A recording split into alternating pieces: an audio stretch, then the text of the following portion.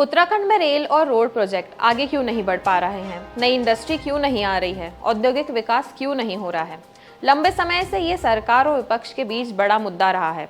इसको लेकर अब प्रदेश के मुख्यमंत्री पुष्कर सिंह धामी ने प्रधानमंत्री नरेंद्र मोदी से मुलाकात की है। अब देखना दिलचस्प होगा कि केंद्र सरकार क्या हल निकालता है इसका।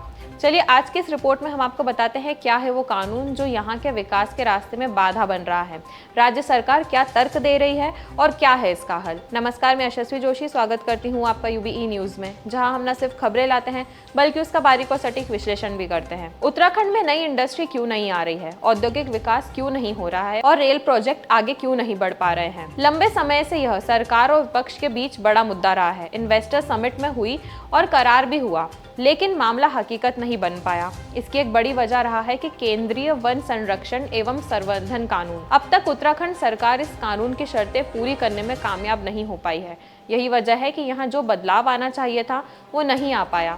अब प्रदेश के मुख्यमंत्री पुष्कर सिंह धामी ने राज्य की कंपनियों को बुलाने और विकास कराने के लिए सीधे प्रधानमंत्री नरेंद्र मोदी के पास अर्जी लगाई है। अब देखना दिलचस्प होगा कि केंद्र इसका क्या हल निकालता है। अब चलिए आपको बताते हैं वो कानून जो यहाँ के विकास के रास्ते में बाधा बन रहा है। राज्य सरकार क्या तर्क दे रही है और क्या है समस्या का हल। केंद्रीय वन संरक्षण एवं संवर्धन कानून कहता है कि रेल हो या सड़क निर्माण परियोजना, इसके लिए जो भी पेड़ काटे जाएंगे उसके बदले में यहाँ 2 गुने पौधे लगाने होंगे। राज्य में लागू कानून कहता है कि कम से कम उन पौधों की अगले 5 साल तक देखरेख करनी होगी। वन संरक्षण संशोधन अधिनियम 2023 को 2 हिस्सों में बांटा गया है।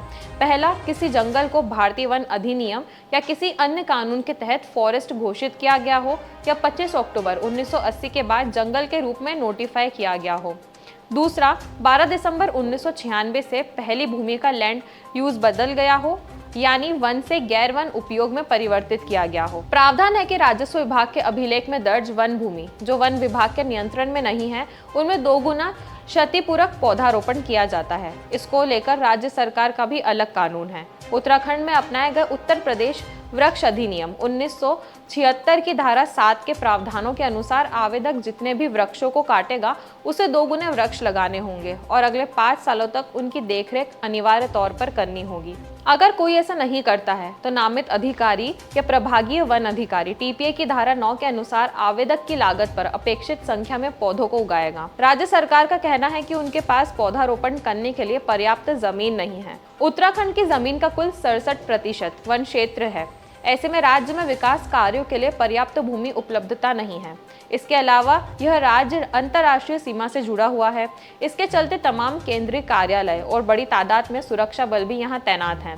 इसमें NHAI, BRO और ITBP, रेलवे और सेना समेत अन्य केंद्रीय विभाग हैं। सभी को पहुंच बनाने के लिए रेल और सड़क चाहिए, लेकिन राज्य के पास भूमि का महज 33% ही वो हिस्सा है जो वन क्षेत्र में नहीं है। इसलिए केंद्रीय एवं संरक्षण एवं संवर्धन अधिनियम 2023 की शर्तें पूरी नहीं हो पा रही है।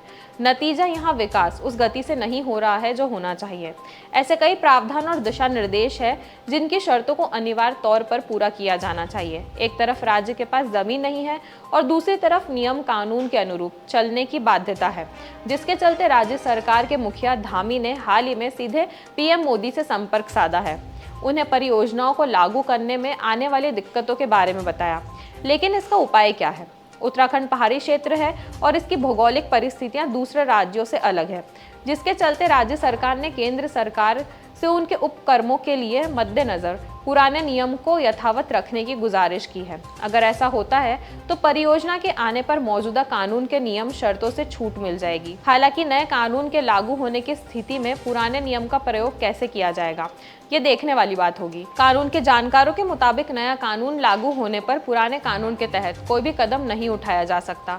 ऐसे में नए कानून में संशोधन के अलावा कोई चारा नहीं है।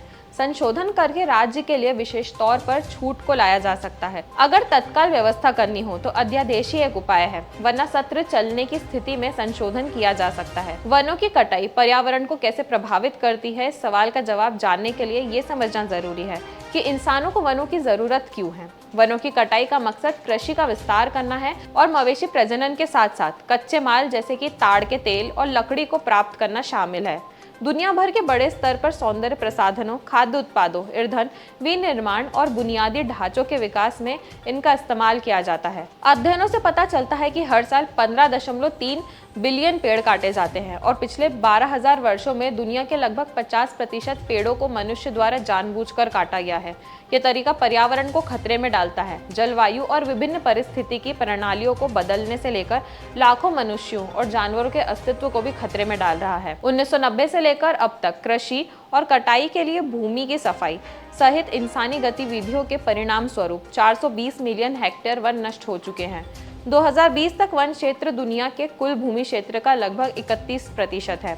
हालांकि पिछले 3 दशकों में वनों की कटाई की दर कम आई है, लेकिन हम हर गुजरते दिन के साथ हजारों हेक्टेयर अधिक वन खो रहे हैं। सितंबर 2022 दुनिया के सबसे बड़े और सबसे महत्वपूर्ण वर्षावन अमेज़न में वनों की कटाई के लिए एक रिकॉर्ड तोड़ने वाले महीने के रूप में इतिहास में दर्ज हो गया। तो यह थी हमारी आज की खास रिपोर्ट, और आपको यह कैसी लगी अपने विचार हमसे जरूर साझा करें। वीडियो पसंद आए तो इसे लाइक और शेयर करें, साथ ही चैनल को सब्सक्राइब जरूर करें। यूबी न्यूज आपके लिए लाता रहेगा देश विदेश से जुड़ी ऐसी खबरें। तब तक के लिए धन्यवाद।